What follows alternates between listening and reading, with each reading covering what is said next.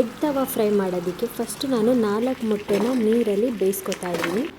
10-15 ನಿಮಿಷ ಬೇಯಿಸ್ಕೊಂಡ್ರೆ ಕರೆಕ್ಟಾಗಿ ಮೊಟ್ಟೆ ಬೆಂದಿರುತ್ತೆ. ಅದಕ್ಕೆ ಮಸಾಲೆಗೆ 1 ಈರುಳ್ಳಿ, ಸ್ವಲ್ಪ ಕೊತ್ತಂಬರಿ ಸೊಪ್ಪು, ಪುದೀನ ಸೊಪ್ಪು, ಖಾರಕ್ಕೆ ಎಷ್ಟು ಬೇಕೋ ಅಷ್ಟು ಮೆಣಸಿಕಾಯಿ, ಇಲ್ಲಿ ನಾನು 4 ಮೆಣಸಿಕಾಯನ್ನ ಯೂಸ್ ಮಾಡ್ತಾಯಿದ್ದೀನಿ. ಅದಾದಮೇಲೆ ಶುಂಠಿ ಬೆಳ್ಳುಳ್ಳಿ ಹಾಕಿ ಸ್ವಲ್ಪ ನೀರು ಹಾಕ್ಕೊಂಡು ಚೆನ್ನಾಗಿ ರುಬ್ಕೋಬೇಕು.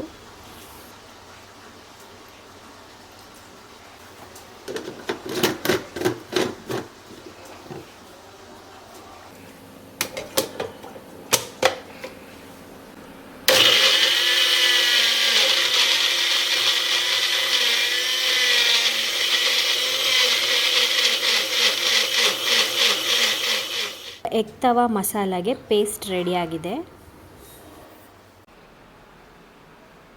ನೆಕ್ಸ್ಟು ಒಂದು ಪ್ಯಾನಲ್ಲಿ 2-3 ಸ್ಪೂನ್ ಆಯಿಲ್ ಹಾಕೋತಾ ಇದ್ದೀನಿ. ಎಣ್ಣೆ ಕಾದ ಮೇಲೆ 2 ಚಕ್ಕೆ 2 ಲವಂಗ ಹಾಕ್ತಾ ಇದ್ದೀನಿ. ಅರ್ಧ ಸ್ಪೂನ್ ಜೀರಿಗೆ,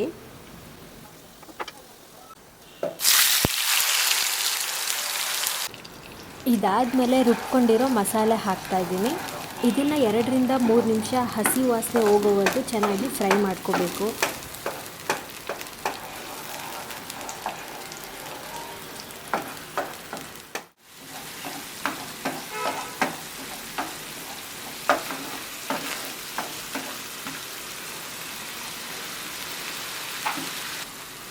ಒಂದು ಟೊಮ್ಯಾಟೊನ ನಾನು ಪೇಸ್ಟ್ ಮಾಡ್ಕೊಂಡಿದ್ದೀನಿ, ಅದನ್ನು ಹಾಕ್ತಾ ಇದ್ದೀನಿ.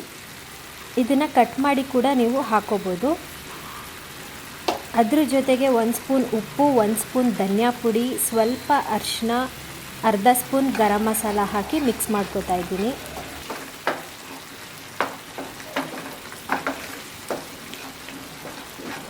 ಇದು ಸ್ವಲ್ಪ ಹೊತ್ತು ಬೆಂದಾದಮೇಲೆ 1 ಗ್ಲಾಸ್ ನೀರು ಹಾಕ್ತಾ ಇದ್ದೀನಿ. ನಿಮಗೆ ಗ್ರೇವಿ ಕನ್ಸಿಸ್ಟೆನ್ಸಿ ಎಷ್ಟು ಬೇಕೋ ಅಷ್ಟು ನೀರನ್ನ ನೀವು ಹಾಕೋಬೋದು.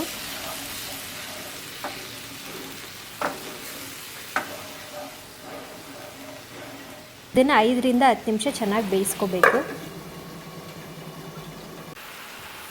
3 ಎಗ್ನ ನಾನು ಫಸ್ಟೇ ಬೇಯಿಸಿಟ್ಕೊಂಡಿದ್ದೆ, ಅದನ್ನು ಈ ಥರ ಕಟ್ ಮಾಡಿದ್ದೀನಿ. ಸೊ ಮಸಾಲೆ ಎಲ್ಲ ನೀಟಾಗಿ ಹಿಡಿಯುತ್ತೆ ಅಂತ.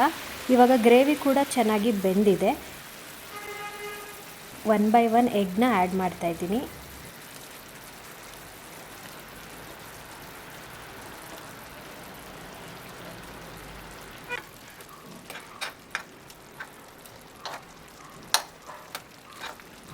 ಮೊಟ್ಟೆ ಜೊತೆ ಮಸಾಲನೆಲ್ಲ ಚೆನ್ನಾಗಿ ಮಿಕ್ಸ್ ಮಾಡಿಕೊಂಡು 2 ನಿಮಿಷ ಸಿಮ್ಮಲ್ಲಿ ಇಟ್ಕೊಂಡ್ರೆ ಎಗ್ ತವಾ ಫ್ರೈ ರೆಡಿ ಆಗುತ್ತೆ. ಇದು ತುಂಬ ಈಸಿ ಮಾಡೋದಕ್ಕೆ, ಚಾಪಿಂಗ್ ಏನು ಜಾಸ್ತಿ ಕೆಲಸ ಇರೋದಿಲ್ಲ. ಒಂದು ಮಸಾಲ ರುಬ್ಕೊಂಡು ತವಾಫಲ್ಲಿ ಫ್ರೈ ಮಾಡಿದ್ರೆ ಎಗ್ ತವಾ ಫ್ರೈ ರೆಡಿ ಆಗುತ್ತೆ. ಇದನ್ನು ಚಪಾತಿಗೆ, ರೋಟಿಗೆ ಇಲ್ಲ ರೈಸ್ ಜೊತೆ ಅಥವಾ ಸೈಡ್ ಡಿಶ್ ಆಗಿ ಕೂಡ ಸರ್ವ್ ಮಾಡ್ಬೋದು.